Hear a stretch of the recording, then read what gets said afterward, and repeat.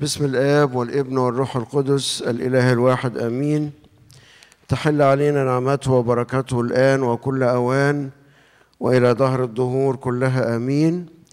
يسعدني أن يكون في وسطنا في هذا اليوم المبارك الأخ الحبيب والابن المبارك مينا ديمتري. نطلب من الله أن يعطيه النعمة في إلقاء كلمة هذا الصباح، ونرجو أن يعطينا الله القلوب الصاغية، وزي ما بيقول الكتاب من له أذنان للسمع فليسمع ما يقوله الروح للكنائس. ربنا يديله نعمة ويبارك فيه ويبارك في خدمته. لإلهنا كل مجد وكرامة من الآن وإلى الأبد آمين.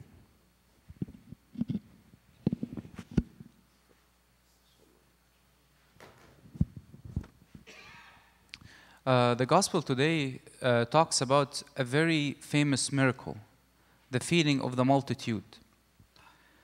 And this is actually one of the few miracles that's mentioned in the four gospels.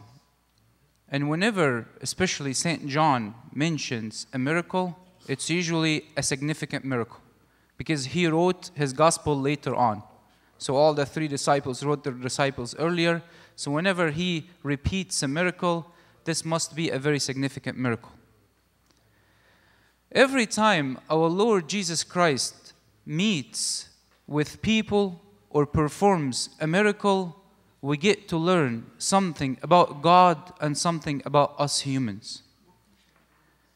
And if we look today in the gospel, there are so many characters. There is our Lord Jesus Christ, there are the two disciples, there are the multitudes, and there is also the character that I would like to focus on today, which is the child who offered all what he had. I consider him to be the hero of the story. There are three different characteristics about this child that worth mentioning. The first thing is that this child is unknown. We don't know much about him at the time of the miracle. We don't know his name. We don't know his parents. We don't know where he came from. He's unknown. God came and used a very unknown person to perform one of the most significant miracles of all time. You see, a lot of times we focus on big names and big saints and big fathers. But this miracle gives us a lot of encouragement that God doesn't forget the unknowns. God doesn't forget the little child. There are a lot of people around us who are unknown and who live the holy life, who live the saintly life. We ourselves could be unknowns. You stand before God and be like, God, what did I offer you? God tells you no. Then you don't remember the way you prayed and how people looked at you when you prayed. You fed the multitude through your prayers. You didn't remember the way that you used to treat people. And through your love, you fed the multitudes through your love. Remember, there is actually a true story.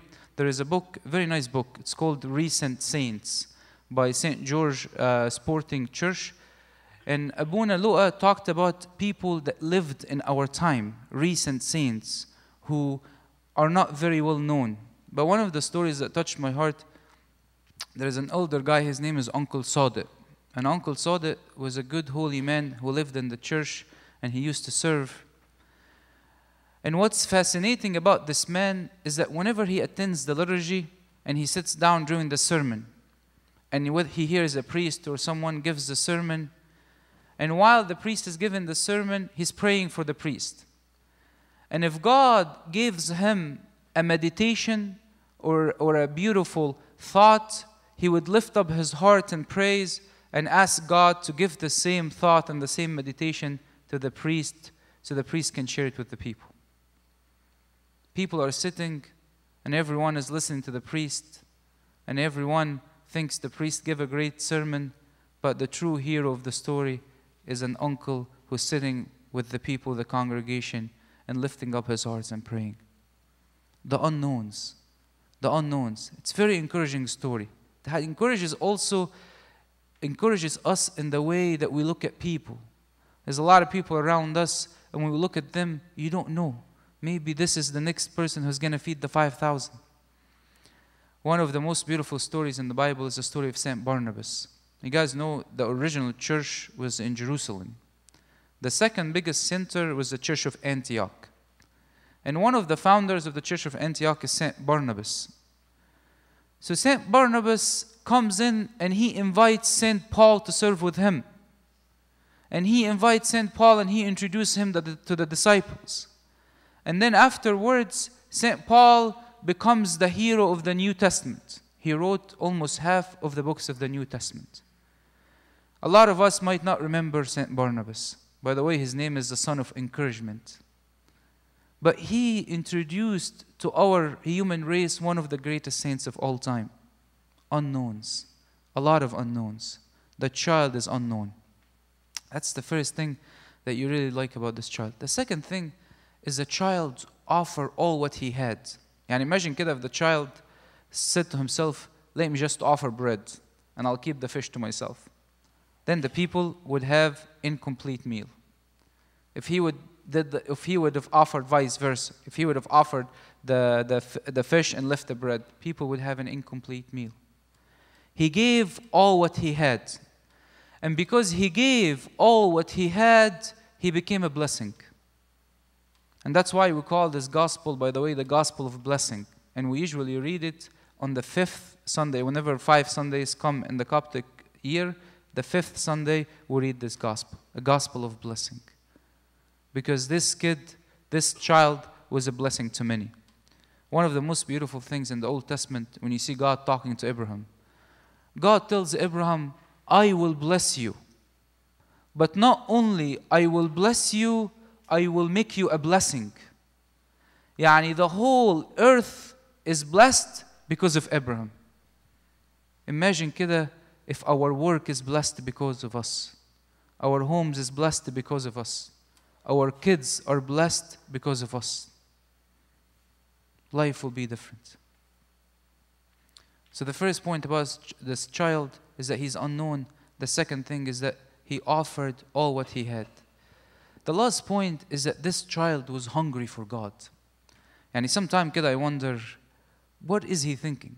Yani this little kid going to hear Christ. Obviously, Jesus would lecture for hours. And if you remember in the book of Acts, St. Paul lectured to the point that someone fell asleep from the top ceiling. And they lecture for hours. This kid goes and listens to Jesus. And you also have to wonder, how did he know about the problem? How did he know that there was shortage of food? And sometimes I imagine this kid, his eyes fixed on God. He's impressed, and he is in love with God, and he's happy to be with God. And he's just seeing what's happening and just following God everywhere he goes. And that's sometimes what happens with us. You come to church, and you might not know all the tradition and all the thoughts behind every single act. But you're happy to be in the presence of God. And God is happy that you are in His presence. Beautiful life. Beautiful life. And that's why this child deserved to be the hero of this miracle. Is that he was hungry for God. God is there, let me follow Him. How long is he going to talk? It doesn't matter. How much time are you planning to spend with Him? It doesn't matter. He wants your food, it doesn't matter. I just want to be with Him. A very beautiful child. So the 3 points we talked about today about the child is that he's unknown, he gave all what he had, and he was hungry for God. يعني ممكن بس نترجم بسرعة النقط دي بالعربي ونكونكلود. طبعا الإنجيل النهاردة بيتكلم عن معجزة كلنا عارفينها ومعجزة معروفة جدا، هي إشباع الجموع. ودي من المعجزات القليلة جدا جدا اللي موجودة في الأربع أناجيل. يعني زي ما انتم عارفين القديس يوحنا كتب الإنجيل بتاعه في حوالي بين 90 و100 بعد الميلاد. والأناجيل الثلاثة التانية اتكتبت في الأول يعني حوالي سنة 70، ففي فرق بينهم 30 سنة. فالقديس يوحنا مش بيعيد أي معجزة كده على الفاضي لما تكون معجزة مهمة جدا. وعلى فكرة المعجزة دي موجودة في صح 6. صح 6 ده كله بيتكلم عن التناول. فتلاقي كده ربنا قبل ما يتكلم عن التناول واللي احنا ناخد جسد ودمه يدينا كده معجزة حلوة عن إشباع الجموع.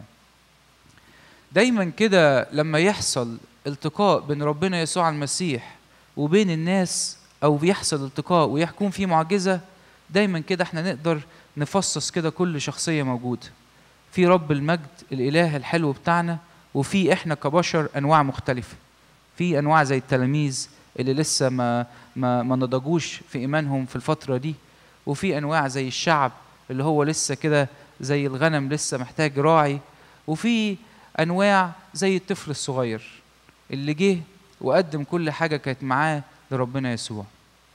حب النهاردة نركز على الطفل الصغير كده بسرعة ونقول 3 نقط حلوة زي ما قلناها بالإنجليش نترجمها بالعربي. أول حاجة في الطفل دوت اللي محدش عارف مين الطفل ده. يعني في قصة المعجزة دي في ناس بعد كده بتقول اللي هو يعني واحد من التلاميذ، بس وقت المعجزة محدش عارف مين الطفل دوت. جه منين؟ اسمه ايه؟ عيلته منين؟ محدش يعرف عنه حاجة. واحد مجهول ربنا استخدمه عشان يعمل معجزة من أعظم المعجزات اللي موجودة في الإنجيل. معجزة مش بس أشبعت 1 ولا 2، ده أشبعت حوالي 20,000 واحد. 20,000 واحد. والفكرة دي تدينا تعزية كبيرة قوي، إن ربنا مش بينسى المجهولين. يعني ساعات كتيرة ناس كتيرة تعيش وتموت ومحدش يعرف عنهم حاجة. يعني مين فينا مثلا يعرف أسماء الستتين اللي ربنا ظهر للأنبا مكاريوس وقال له شوف الستتين عايشين مع بعض، دول عندي أحسن منك. ده الأنبا مكاريوس اللي بيصلي وبيعمل مطنيات وعايش وبتاع، قال له بس أنا ببص على الناس مش زي ما أنت بتبص عليهم. صحيح محدش يعرف عنهم حاجة، لكن ربنا ما ينساهمش. وأنا متأكد جدا من نخش السماء هنلاقي كده ناس منورة ونجوم ساطعة كده، واحنا مين دول؟ ما نعرفش عنهم حاجة. لا، ربنا يقول لك ده واحد ما كانش حد عارف عنه حاجة، بس أنا عارف الشخص دوت أشبع ناس كتيرة وكان بطل في قصص كتيرة. قصة حلوة كنت يعني ممكن أحكيها من فترة، يعني عن واحد اسمه عم صادق. في كتاب أبونا لوقا صدروس كتبه اسمه قديسين معاصرين، إنتاج كنيسة مارجرجي سبورتنج. أنكل صادق دوت كان معروف في الكنيسة وراجل بركة خالص، وكان دايما يقول لك كده وقت القداس يقعد يسمع الوعظة، ولما ربنا يبعت له تأمل حلو يرفع قلبه لربنا ويقول له يا رب ادي التأمل دوت لابونا. التأمل الجميل دوت أنا مش عايز أخليه لنفسي، عايز الناس تستفيد بيه. وفعلا كده تلاقي كده الأب الكاهن قال التأمل الحلو دوت والناس استفادت. فتلاقي كده اللي ممكن ناس قاعدة محدش يعرف مين أنكل صادق دوت، وناس كتيرة سمعت الوعظة ومحدش عارف إن هذا الراجل البسيط ليه دور قوي وفعال في الرسالة الحلوة اللي وصلت. يعني أكتر كلام بيأثر في الناس هو الكلام اللي وراه صلاة. لما واحد بيتكلم والتاني بيصلي تلاقي نار موجودة، فتلاقي كده الأنكل صادق دوت بيخدم خدمة محدش يعرفها. كم واحد مننا كان يعرف عن الراجل دوت لولا اللي فيه أب كاهن فكر وكتب قصة صغيرة عن راجل قديس معاصر. كنيسة مليانة قديسين، ناس ممكن نعرفهم ونتأثر بيهم، وناس ممكن ما نعرفهمش. والفكرة دي كمان بتدينا أمل، لأن احنا كبشر زي ما بننسى ساعات الحاجات الوحشة اللي بنعملها، ساعات بننسى الحاجات الحلوة اللي بنعملها.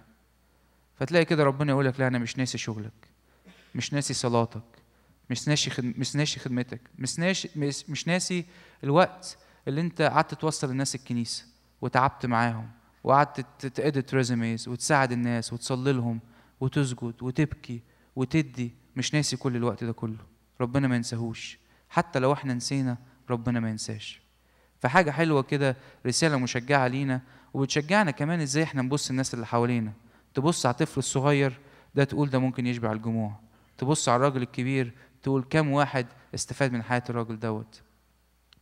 كان في قصة حلوة، في واحد اتنيح في فلوريدا والراجل دوت ما كانش بيجي الكنيسة كتير، فيعني الناس قالت دي جنازة صغيرة كده ويعني هتبقى عدد قليل ونصلي بسرعة ونخلص. جه أبونا نزل على الجنازة لقى كمية ناس مهولة في الكنيسة، فقال ايه ده؟ مين ده؟ هو ده الجنازة أنا جاي لها؟ قالوا هو ده الجنازة أنت جاي لها. قال لهم مين الراجل ده؟ قالوا له ده واحد يعني عادي مات ما بيجيش الكنيسة كتير. قال لهم طب ليه كل الناس دي جت؟ فعملوا انترفيو مع بعض الناس اللي جت. واحدة قالت لهم أنا كنت لسه جاي من مصر وهو قابلني كده، كان في واحد عامل عزومة وأنا كنت لسه جاي من مصر، أول ما عرف إن أنا جاي من مصر راح طلع $500 وعطاها لي، قال لي عشان أنتوا هتحتاجوا فلوس على طول.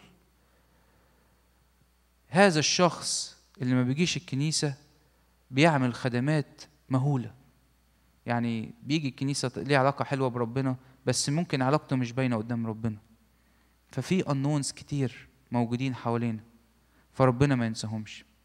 حتة حلوة كمان الطفل الصغير دي عملها، اللي هو قدم كل حاجة لربنا. يعني الطفل الصغير ده ما قالكش ايه، ما قالكش انا هادي ربنا السمك واخليه للعيش زي ما حنانيا وسفيرة عملوا كده، هنقدم نص اللي عندنا لربنا. لا لا لا، قال لك هقدم كل اللي عندي لربنا، كل السمك وكل العيش اللي عندي هديه لربنا. تخيل كده حياتنا يبقى شكلها ايه لما نقدم كل حاجة لربنا، لما نقدم كل قلبنا لربنا، كل فكرنا لربنا، وكل في ناس كده تقعد معاها تلاقيها مش عارفه تبطل كلام عن ربنا، مش قادر تغير الموضوع، لا يرجع ويتكلم عن ربنا، هو مش قادر من كتر محبته لربنا، مشاعره مش قادره تبطل الكلام عن ربنا. فتلاقي الانسان كده عاطي حياته بكلها، بكل افكاره وبكل عيلته بكل وقته وبكل حياته لربنا. تخيل حياتنا تبقى شكلها ايه لما احنا ندي كل حاجه ربنا. ربنا يقول لك لما تديني كل حاجه تبقى انت سبب بركه. زي كده ما ربنا عمل في العهد القديم مع ابراهيم كده عطى ربنا كل حاجه. ربنا يقول له ده انا بس مش هباركك، ده انت هتكون بركه. انا بارك الكنيسه دي عشان الشخص ده موجود، انا بارك البيت دوت عشان الشخص ده موجود، انا بارك الشغلانه دي عشان الشخص ده موجود. الله ايه الحلاوه دي! تلاقي اولاد ربنا كده في كل حته، يعني نار ملح في كل مكان، الناس شايفاهم والناس حاسه بيهم. اخر نقطه حلوه جميله في الطفل دوت، ان الطفل دوت كان جعان اللي هو يتقابل مع ربنا. يعني طبعا زي ما انتم عارفين السيد المسيح كان يقعد يوعظ بالساعات عمال يوعظ. ساعات كده اسال نفسي بتعمل ايه انت طفل صغير رايح كده على الجبل وعمال تسمع ساعات؟ ده انت يعني شويه وهتزهق. طب انت فاهم ربنا بيقول ايه؟ طب انت استفدت فاهم كل كلمه بيقولها؟ يقول لك مش مشكله، انا مبسوط كده، انا قاعد مع ربنا زي العيل الصغير كده السعيد بوجوده مع ربنا. فاكر قصه حلوه قالوها، يقول لك كان في واحد يروح يقعد في الدير بعد ما كل الناس تمشي، يقعد كده على الكرسي ساعه يتامل في سوره ربنا. كل يوم بعد ما الناس تمشي يقعد ساعه يتامل في سوره ربنا. فالناس جه واحد كده من المسؤولين في الكنيسه قالوا له يا عم فينك ما بتجيش ليه؟ بنشوفك بس بتيجي بعد ما كل الناس تمشي تقعد كده تتامل في سوره ربنا. قال لهم باجي هو مبسوط بيا وانا مبسوط بيه، بقعد كده ساعه استمتع معاه وامشي. تلاقي كده ممكن واحد يجي الكنيسه وما يفهمش كل الطقس اللي موجود بس مبسوط بربنا. واحد يقرا الانجيل وممكن ما يفهمش كل ايه موجوده بس ايه صغيره روح الانجيل كده يغير حياته وهو مبسوط. يصلي صلوه حلوه ممكن ما يفهمش كل كلمه في الاجبيه او كل كلمه في المزامير بس حاسس بربنا موجود معاه. وهو دول اللي ربنا بيستخدمهم اللي هو يعمل بركه تهز العالم كلها، بركه تشبع جموع كتير. فالنهارده الثلاث نقط اللي اتكلمنا عنهم عن هذا الطفل الجميل، ان هو طفل مش معروف، طفل ادى كل حاجه لربنا، وطفل جعان ربنا، ولنا كل مجد الدائم للابد.